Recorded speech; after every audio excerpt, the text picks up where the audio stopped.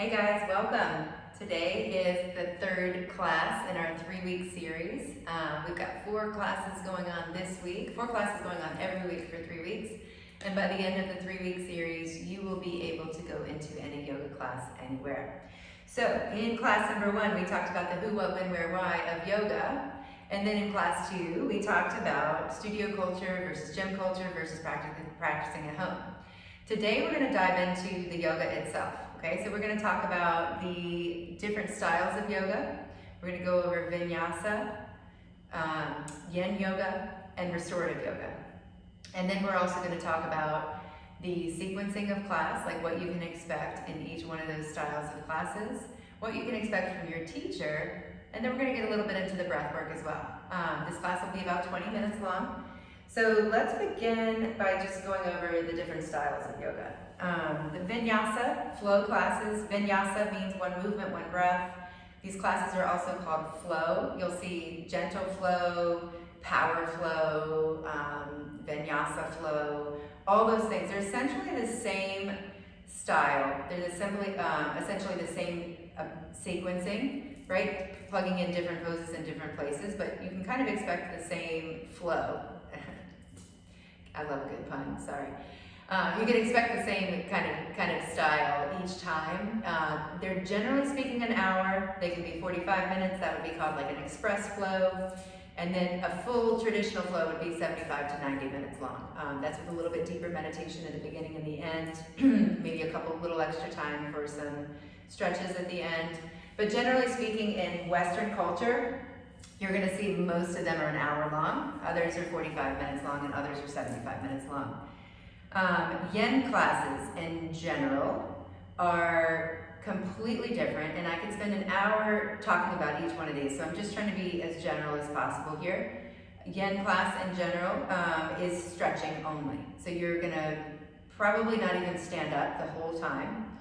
And you're going to be doing stretches. It sounds kind of easy, right? You're like, oh, I'm just stretching the whole time. But it's actually equally challenging to a flow class in different ways because you hold the stretches a lot longer than you want to hold them, right? So you might be ready to come out after, say, 30 seconds to a minute, but that's really when the work begins, right? So in a Yin class, you can expect to hold each stretch for 3 to 4 minutes at a time. And you'll find that with each minute, it's like a new layer of the stretch becomes available to you, right? So the first minute you're feeling like whatever you're feeling, and then it's like, oh, okay. And then that's the second minute. And then that third minute, you're maybe hanging on for dear life, like, I'm exhausted, I don't want to hold this pose anymore, a lot of mental chatter.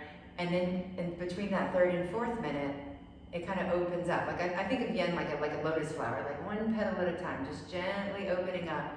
So by after holding this same pose for 4 minutes, you might have limbs going numb, you might have like decreased feeling, you might have increased feeling, you might have exhaustion, whatever it is that you're feeling, what you're doing is putting a little bit of stress on the joint itself. Like whether it's a hip joint, the knee joint, the ankle joint, you're just putting a minor amount of stress. And then when you come out of these poses, you want to come out super, super slow, and the blood flow rushes back into that joint, and it promotes healing. It makes the joint stronger than it was before. So a lot of people think of yoga as only Vinyasa flow, right? Which we're going to talk about that more in just a few minutes. That's kind of like its own whole section. Because that is, most yoga classes are some kind of flow. But Yin yoga is super, super important. It strengthens your joints, promoting blood flow to those areas. But it also is really good to tap into the parasympathetic nervous system. We live in this fight or flight phase, fight, flight, or freeze, really, pretty much all the time now in modern culture. We're constantly being faced with decisions and, interruptions and changes and stimulation and just, whether it's waiting for the light to change or the weather or, your boss or your kids or all the things, right? All the things from all the places, media, ads, news, just coming at you, right? And it's like, okay. And you're having to make all these minutiae little decisions all the time. We become imbalanced, right? I want you to think about like that traditional yin and yang that you may have heard, right? Sun and moon. Sun is all day, every day, that fight or flight, like that phase. Moon, that's your yin yoga, right? That's calm, cool, tapping into that right there, just steady, okay? So what we practice when you're holding those stretches, you're not just sitting there waiting for the light to change. What you're doing is you're recognizing discomfort and you're doing nothing about it. You're just recognizing, yes, I feel a stretch, yes, I would prefer to come out, but I'm just gonna be still. Practicing stillness through discomfort is incredibly challenging. So I encourage you to give it a try. I would start with 20 to 30 minute yen classes. You will find the full gamut. Ideally, you'll work up to a full hour of yen. You will feel amazing. Your body will feel good, you'll be strengthening your joints, and your nervous system is going to be calmed. I highly, highly encourage you to take yen yoga. Restorative yoga, how am I doing on time? Oh, I'm doing great. Restorative yoga is way less often offered. You may not even see it in your area. It's kind of like the bigger cities that are having the full platforms of classes. You'll see restorative yoga. It's branded like relax and restore sometimes. It's a lot of times coupled with meditation or pranayama. Pranayama means the practice of the breath. So I'm going to teach you a breathing technique today. That will be your first practice of your breath. There's countless others. There's always a way to take it deeper. There's always a way to expand your meditation and your yoga through breath work, through that pranayama. But relax and restore or restorative yoga is similar to yin yoga in that you come into a stretch and hold it for a long time. Here's how it's different though. The stretches are more gentle. You use props like bolsters, blocks, belts, like all kinds of stuff. Like if I'm taking a restorative class, like I need some space. I literally will have 4 blocks, 1 big bolster, 1 small bolster, 2 blankets, and I think that's all, but that's a lot of stuff, right? So it kind of surrounds your mat, and you'll use all of it because you're coming into these poses that you actually feel absolutely nothing for the first minute and a half. So they're really, really relaxing, and you're kind of wondering, like, what am I doing here? Why am I in this pose? And then on the second minute, you'll learn why you're there. You start to open up, right? And then on the third minute, you open up even deeper. And then by the 4th and the 5th minute, kind of like you are in the 2nd and the 3rd minute of a yin posture, you're becoming maybe even slightly uncomfortable. Like this is kind of hard. I don't want to hold this anymore. And you think back to that first minute where you felt nothing, and you realize that's why I'm here. I'm going way, way deeper, right? So it's the same benefits of yin yoga on a deeper level. It takes a lot more patience. I would not encourage you to walk into a restorative yoga for your first class. A lot of people make the mistake of thinking, oh, well, I heard yin is stretchy and you do less poses, so I think that will be easier. Or restorative, same thing. I completely disagree. I think they're incredibly challenging to calm yourself to the point where you're finding stillness in these stretches. I think it takes a lot of practice. And that mental chatter that we talked about where you're just like, what am I doing? What is she talking about? What is this? What's the sound? What's this song? Or da-da-da, all the conversation that's constantly scrolling. When you're less practiced, it's pretty intense, it's pretty loud, and it can be deafening in a yin class, right? If you just walk in right off the street. So I would encourage you to start with flow classes. Gentle flow, slow flow, beginner flow, foundation flow. Those are all words that I want you to be looking for. They're generally speaking a little bit more accessible. They don't move as quickly. Hot vinyasa flow, power flow. Those are words that you would be looking for when you're more comfortable, when you're feeling pretty good, right? Power flow is another word I might have already said, but generally speaking, gentle, foundation, beginner, those are the ones you're going to want to look for on the front end, but flow is what I want you to look for. So let's see how am I doing on time here. Awesome, I'm still under 10 minutes. So let's get into the structure of a typical flow class. So express would be about 45 minutes. Every once in a while you might see a 30-minute class. I don't really recommend that. It's kind of a surface level. But an hour is going to be the average. That's what you're going to see most often. So what you'll see at the beginning of class, me sitting on this block is just because I've been sitting here for a while. Child's pose is a common pose to start in. Seated pose like I am right now. Sometimes lying flat on your back, sometimes lying on your stomach. The common thread being comfortable, introspective, grounding. So you'll most often be starting close to the earth, close to your mat. I would say if I had to choose the most popular pose that classes start in, it's a child's pose. So we're gonna get into that in just a second. But first I'm gonna just take you through a seated pose here. I'm gonna turn to the side. I've got this giant sweatshirt on, so hopefully you're able to see beyond that. But I'm using a block to sit on, and I'm actually too close, I realize now, but that's okay. Just generally speaking, I want you to think about aligning your spine when you're in a seated posture. So you want your shoulders over your hips a little higher than your knees. I'll scoot over so you guys can see what that looks like. So putting your hips on a block, putting your heels towards the center of the block, and letting your knees be a little lower. What that does is allow you to take that slight curvature of the spine and stack your shoulders over your hips. Now, I don't want to get too in the weeds about this, but just generally speaking, if you're taking a seated posture, you want to be sitting straight up and down. So for many of us, with feet out in front, kind of rounds your body like this, right? So this is not a seated posture I would recommend. Not for me, at least. You know, certainly you can sit here like this, but it requires a lot of effort. It's not very relaxing. So crossing your legs, you don't have to be on the block, but just kind of taking that little scoop of the heart forward and up, and aligning your spine. You're going to find a lot more rest here. For me, it feels way better elevating my hips. That may or may not be the case for you. Let's talk about a child's pose. I'm going to scoop my mat back here. So child's pose, there's a lot of variations of it, but the most common variation to begin a class in is with your big toes together back here, and your knees nice and wide, taking up most of your mat, okay? Let's see if you can see a little better with it catty-cornered like that. Yeah, so my knees are at the outer edges of the mat here, and my toes are together. And so from there, you're going to walk your hands out in front of you, and let your forehead rest on the mat. So sometimes you may feel some impingement in your shoulders. This is supposed to be a relaxing pose. If that doesn't feel good in your shoulders, I want you to take the palms and face them up. That may or may not feel good. Another option is to bring the palms together and to tuck the thumbs underneath the base of the skull. Now it's really important that this pose feels good in your body, okay? So we're going to spend a couple moments here finding a child's pose that works for you, because it's not uncommon to start a yoga class and be there for 5 or 6 minutes. It can feel good to place a block underneath the hips if you've got some tight knees and it's just not feeling great. Try placing a block under the hips and then folding forward. You can also take a bolster underneath the chest. I'll show you a bolster. You can usually find them in the Jen yoga settings. This is kind of your average bolster here.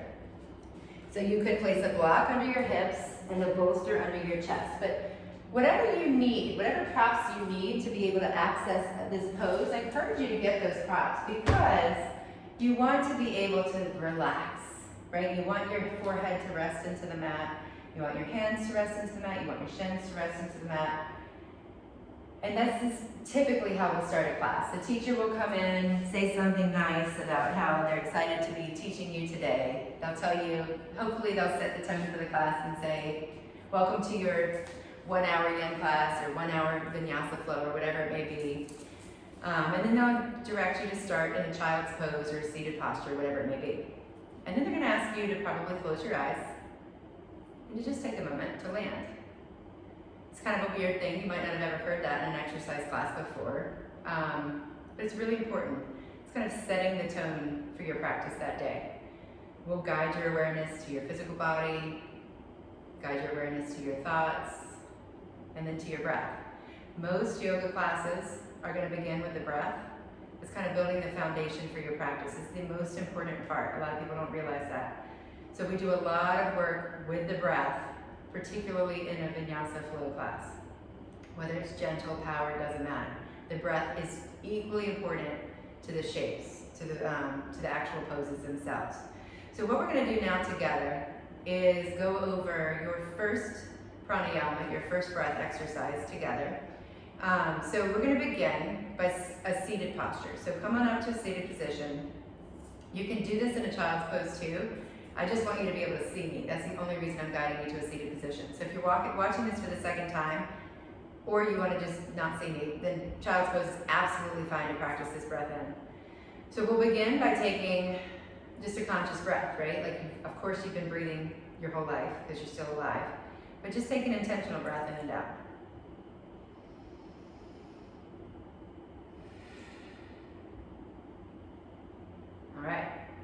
Now notice as you take your next breath in and out where the breath goes.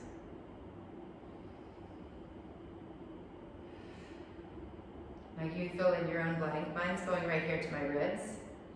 And what I want it to go is to my belly. So I want you to soften your belly. We often hold it in tight without even realizing it, and sometimes that's really helpful in yoga, but during this initial portion, I want you to soften the belly and direct the breath down to the base of the pelvis. Let the belly expand. And then as you breathe out, empty the belly. Press the belly button to the spine. So if you're sitting, you can place your hands on your belly to feel that. Filling it up, breathing in. Emptying it out, breathing out. And take a moment to just notice what happened there. You actually directed your breath to a different portion of your body, and you could feel that with your hands. So you really do have the ability to direct that breath. That's pranayama. That's the practice of breath, okay? So now we're gonna take it a little deeper. So that was step one. Step two would be to fill the ribs. So bring your hands to your belly, fill the belly. Bring your hands to your ribs, fill the ribs. Now bring your hands back to your belly, empty the belly. Bring your hands to your ribs, empty the ribs, pressing it all out. Good. That's the two part. The third part is the lift of the heart. So we call this three-part breathing. It's a full yoga breath. So we'll fill the belly, fill the ribs, lift the heart, and then like you're pouring out a pitcher of water, empty the belly, empty the ribs, lower the heart. So by the time that heart's dropping, you are completely out of breath. Like there's nothing left in your body, like a full exhale. I like to think about it like I'm squeezing a tube of toothpaste from the top to the bottom, right? Where like you're pretty much out, but like there's a little bit left. Like get it all out, right? So we're gonna do that with our breath here. So let's just take a cleansing breath in and out, just regular. We went right back to my chest. I don't know about you, but here we go. Take a breath to the belly. Fill the ribs. Lift the heart. Now empty the belly.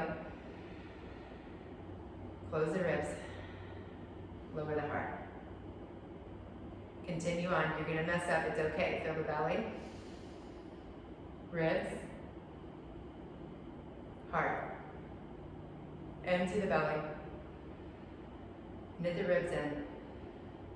Lower the heart. One more time. Fill the belly. Open the ribs.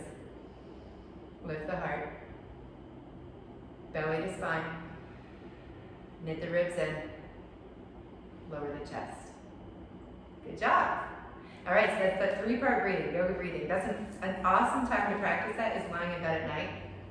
You know, when you feel kind of restless, you turn the TV off, you close the book or whatever it may be, and you're lying there in the dark, and you still feel kind of like not quite ready for sleep yet. Take 3 or 4 of those three-part breathings, and you'll feel your heart rate begin to slow. You'll feel your nervous system begin to calm. And it gives you something to think about, something to practice, something to quiet that mental chatter. So now we're going to take our breathing one step further and learn something called Ujjayi breathing. Ujjayi breathing is very common in a Vinyasa flow class. Ujjayi literally translates to rise up and celebrate. So it's a victorious breath, right? It's like, we are killing it, like this is amazing, I'm feeling so great. Like that's what it really literally translates to. But what it is in reality is it is all those things, but it's also really calming, really grounding. It's got this weird added benefit too if you have asthma, if you suffer from any kind of breathing difficulties. I occasionally suffer from asthma. It's mild, and I empathize with you if you have a severe situation. This may not be the case. But for me, with some mild asthma symptoms, I'll find that I can't exhale normally, but I can do an Ujjayi exhale. So that might be something that you try if you're feeling a little tight in the chest, maybe it's coming over an illness, or maybe it's asthma, or whatever it may be. It also kind of has that random benefit. But Ujjayi breathing has kept me from yelling at my children. It's kept me from yelling at the person in front of me when I'm driving. It's held me in a warrior two where I think my legs are gonna keel out. It has brought my heart rate down in a child's pose when we've just been doing lots of work standing, and we come down to child's pose and my heart is banging in my chest. I come back to that.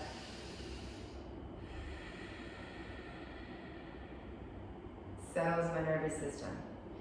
So it can really be a lot of things, and let it be what it is for you. But let me teach you what it is, okay? So I just did one. That was your first experience of it. But it sounds like Darth Vader breathing through his mask, or like ocean waves crashing on the shore.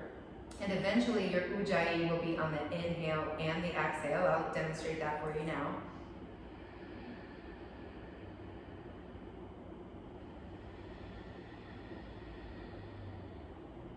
I'm not 100% confident you can hear it because I'm kind of far away, so I'm going to come a little closer just for a moment. Don't let my closed face scare you. Here we go.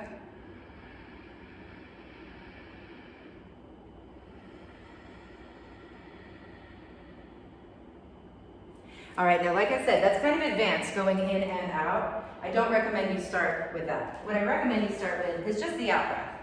So we're going to build that by making like an H-A-ha sound on the exhale. Okay, so take a full breath in. Open the mouth wide. Feel that breath kind of like forced out way more than you normally would. This time imagine that you're standing in front of a mirror and you're making a fog circle. That time your fog circle was this big. You want it to be this big. Okay, so big breath in.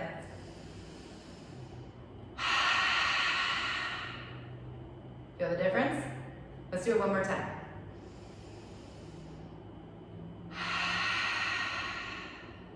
Now notice the force that you put behind that exhale, right? We're going to take that same force, but with our lips sealed, and a little, just a slight constriction to the back of the throat. Now, I know that can sound kind of like, what in the world are you talking about? And you're probably going to do it wrong 100 ways.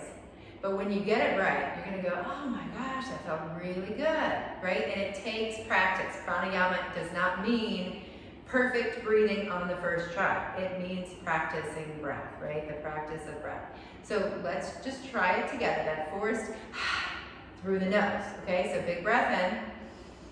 Keep the lips sealed, bring a little constriction to the back of the throat, but force the breath out in the same way. Don't worry about what yours sounded like. Nobody's listening, right? Practice it as much or as little as you can. Great thing to practice in bed at night. Eventually, you can accompany it with the 3-part breathing, which I'll guide you through now.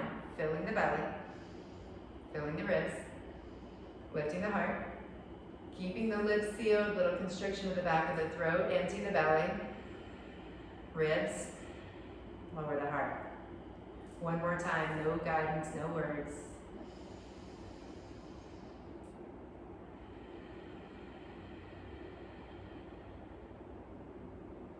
All right, guys, I've taught you that 3-part breathing and that Ujjayi breathing, not because I think you're going to have it perfect on your first class, because I want you to know why that person next to you is breathing really awkwardly and really loud. That's what they're doing, okay? And you'll be able to do it too. It does take some practice, but you can tell the skilled yogi, the well-practiced yogi, by their breath work. So keep in mind, when you're taking these classes, when you're doing videos online, whatever it may be, the goal is not to do perfect yoga poses. The goal is to keep that nice, steady breathing regardless of what you're doing with your physical body. So, next class, we're gonna dive into, let's see here, we're gonna get into some yoga. We're gonna do some moving. So we're gonna learn chaturanga, a vinyasa flow, and sun salutation A's. So great job today. I will see you tomorrow.